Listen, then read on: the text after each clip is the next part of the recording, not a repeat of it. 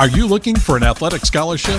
You're in the right place. This is the Recruit Me Athletic Scholarship Podcast, the longest-running podcast on recruiting and athletic scholarships. We're here to help your family navigate the recruiting road all the way to an athletic scholarship. He's a recruiting expert and a dad of 2 college athletes. He has a wealth of experience to share. Here's Recruit Me CEO, Brent Hanks.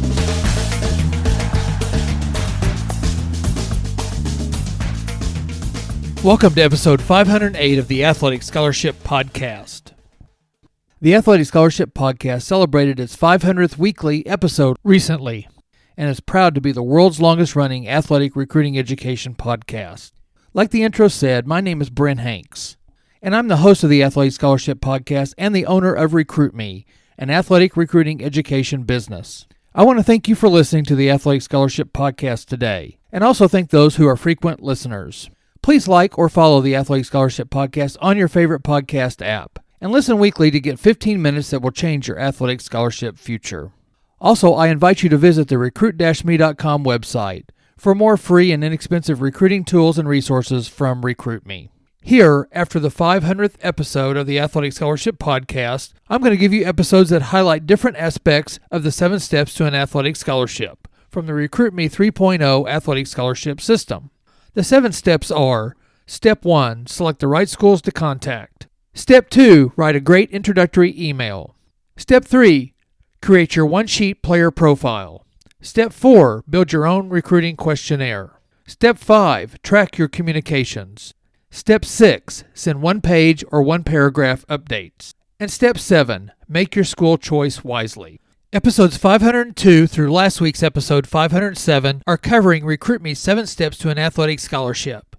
They encapsulate steps 1 through 4, and today's episode, episode 508, covers Step 5, track your communications. Steps 1 through 4 are setting up your communications with college coaches, and now Step 5 is keeping track of who you have contacted, who has contacted you, what was said in the communications, and how those communications were done, and from your tracking you can plan your next step.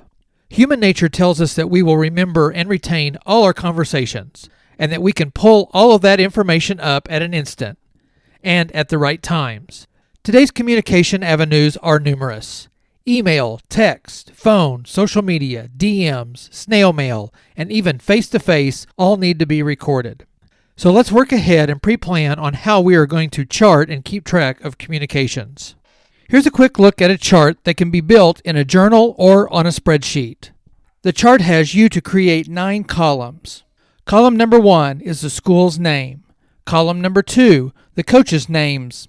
Column number 3, the coaches' phone numbers and emails.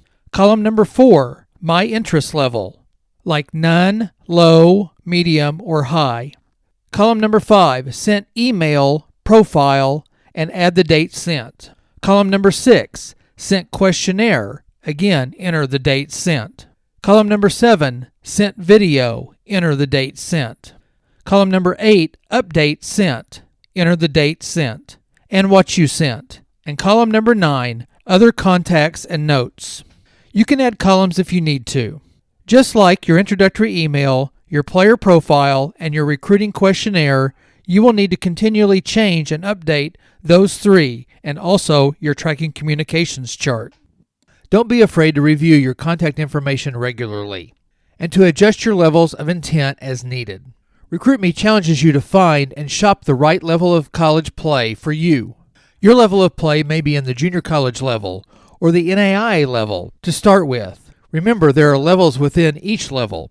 There are very competitive junior colleges in each sport. And like I've said before in other episodes, I have seen teams in the NAIA that would compete well in the NCAA Division II level, and that has players that can and do go on to compete at the NCAA Division I levels. Sutton, my youngest son, is on the NAIA level Columbia College Cougars baseball team. His Cougars are on the verge of a 30-win season. Right now, 29, 11, and 1 tie. Here in 2026. They won a school record 43 games last year, 39 games in 2024, and 40 games in his freshman year. He has had teammates transfer to Division I Missouri, Division I Bradley, and Division II Central Missouri State. With all the Cougars' success, there are teams nationwide that are year in and year out even bigger and stronger than the Cougars. The Cougars have competed in a regional all 3 years so far that Sutton has been there, and they haven't been able to move on to the national round, getting beat twice in regional championship games. My point is, don't forget about or look down on junior college, NAIA, NCAA Division III, or NCAA Division II levels. As a matter of fact, I feel most potential student athletes don't work their way up the ladder in recruiting and want to start at the top and are disappointed when they don't get that upper-level Division I opportunity. Go out and get attention and offers from junior colleges, NAIA, or Division III or Division II first. This shows college coaches that there is an interest in you and gives you some leverage. Plus, it is nice to have someone say yes and not just get no's or get ghosted. Another great way to track your communications is getting the Athletic Scholarship 24-month Recruiting Planner and Journal, which was created and put together by John Fugler, the original owner of Recruit Me and the Athletic Scholarship podcast. You can purchase this 356-page planner and journal on Amazon.com for only $17.99. That's only 5 cents a page. You know you really can't buy blank pieces of paper for that. The planner and journal has 2 sections. Section 1 is a real-time planner. You can set goals, fill in your calendar, and then log your weekly progress. Ideally, you'll complete your written plan each week, but don't be alarmed if you skip a week here or there. This planner is your friend and not a burdensome dictator. Section 2 is your record-keeping tool. There are pages to prepare questions for coaches and record the coaches' answers. There are 2 pages to record up to 100 coaches you've engaged with or want to engage with. Next, you have pages to log coaches' conversations and interactions. These pages have ample space to record the date, the coach, and the school, also the main points and your next step. Much of section number 2 is made up of pages for you to have a communications record and a scouting report for each school. The communication record page has a place at the top to write down the school's name, then space for a coach or coaches' names, their contact information, and a place to put your interest level. There are 4 boxes to record your date sent for your introductory packet, which is your introductory email and your player profile. A space for the date that you sent your questionnaire, your videos, and then any dates for updates sent. The main part of the communication record is a column for dates and a column for your contacts and your notes. Here's an example. 8:19, met assistant coach on a visit to campus. 8:20, spent time with admissions. 10:07, sent my latest SAT scores. 10:15, invited me for an official visit. When we used this journal for Sutton's recruitment, there was space on the page to record other pieces of information on each school. We also recorded the school's mascot, their colors, whether the school is a public or a private school, the level of play, their conference, and the address of the college. We recorded how long the head coach had been at the college and where he has coached before and where he attended and played in college. We found some commonalities from the coaches to our family, and we used those when Sutton talked to the coaches. We also looked at the team's roster to see if we knew any of the players, and also where they came from, whether they came from a high school, a junior college, or another 4-year school. On some schools, we made notes on rival teams and road trips that might be taken. Anything of interest to you can be recorded. The student athlete can record website addresses, social media addresses, and when and if coaches liked any posts. The scouting report page has you to record what the schools and the team's strengths and weaknesses are in the student athlete's eyes. Consider athletics, academics, coaching staff, campus, finances, and location as some of your strengths and weaknesses considerations. Later, you will use the scouting report card, which asks you to rate the net cost after all financial aid, athletic scholarship offer, athletic quality, academic match, quality of program, coaching staff, coach's interest in you, potential for my improvement, potential to start in 1 or 2 years, and your overall impression of the school. Another part of the journal are the campus visit note pages. Before you visit, fill out the top of the page with the school, the coaches, the admissions contact, the date of the visit, your appointment times and with whom, and your appointment locations. Then after the visit, sit down and record your visit notes, your impressions, and what you did, and the best and worst points. An example of visit notes would be something like this.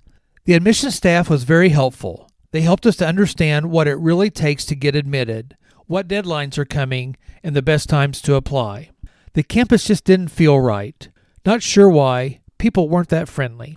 Coach Williams was great. He leveled with us about my chances. He is also looking at another kid in my position. He will know more in 2 weeks. We didn't talk about money. And at the bottom of the campus visit notes are follow-up actions like check back with coach on 8/10. Read through class descriptions in my major. Decide by 9/15 if I will apply. The Athletic Scholarship 24-month recruiting planner and journal gives you one place that the parent and the athlete can write down and retrieve everything about the student-athlete's unique recruiting journey. Recording information does take a little bit of time, but this exercise will end up saving you time, money, and anxiety. Your record keeping will help you to prioritize your key recruiting actions, build a school prospect list, journal your thoughts, jot down reminders, and write out your ideas. You can immediately log your questions for college coaches when they come to mind and document your conversations, emails, texts, DMs, and other contacts with coaches. Recording communications and campus visits will lead you to Step 7, which is make your school choice wisely. Part of the Step 5 Tracking Your Communications section of the Recruit Me 3.0 Athletic Scholarship System Manual speaks to you about being ready for calls or contacts with college coaches. Be ready for questions from college coaches, and be ready to ask questions to college coaches. Here are some questions to consider to ask college coaches as you communicate with them. Put these into your own words. What is your coaching style or philosophy? What are your expectations for the upcoming year? What role will I play on your team?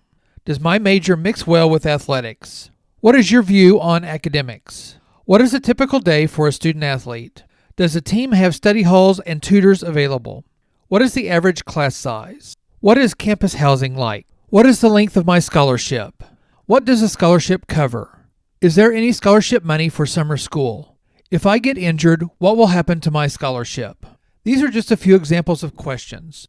They are not to be asked all at one time, and plan on when you want to ask those questions. Spreading out your questions can give you multiple reasons to contact college coaches. Remember to plan and record these conversations. Getting questions together for coaches is a good exercise for the student athlete and the parents to put together. Parents can also have questions ready. Also, student athletes need to prepare to answer questions from college coaches. Prepare to answer with more than just a yes or no answer. Articulate your wants and needs to college coaches. Remember, coaches want to hear from you, the student athlete, and get to know them on top of what they just do on the field, the court, the track, or the pool. Key points for Step 5 of Track Your Communications. Things can get out of control if you don't have a good tracking system for all emails and phone calls. The best tracking tool is a chart that you can complete as you go through your recruiting process. Have your questions for the coach ready in advance so you can ask when he or she calls. Here are some things to discuss. What are some questions I want to ask when coaches call? And parents, what do you want to ask? This continues with the Being Prepared strategy of Recruit Me, and the goal of Step 7, make your school choice wisely. As the college recruiting landscape changes daily with NIL, transfer portal, scholarship and roster limitations, and competition and conference changes, the importance of doing the fundamentals is going to be accentuated. Go back and listen to episodes 502 and 507 to catch up on the 7 steps to an athletic scholarship. Listen on your favorite podcast app or on the recruit-me.com website. Please do me a favor and like or subscribe to the Athletic Scholarship Podcast and share it with another family in the recruiting process. Thank you for listening to this week's episode of the Athletic Scholarship Podcast, and join me next Tuesday for another 15 minutes that will change your athletic scholarship future.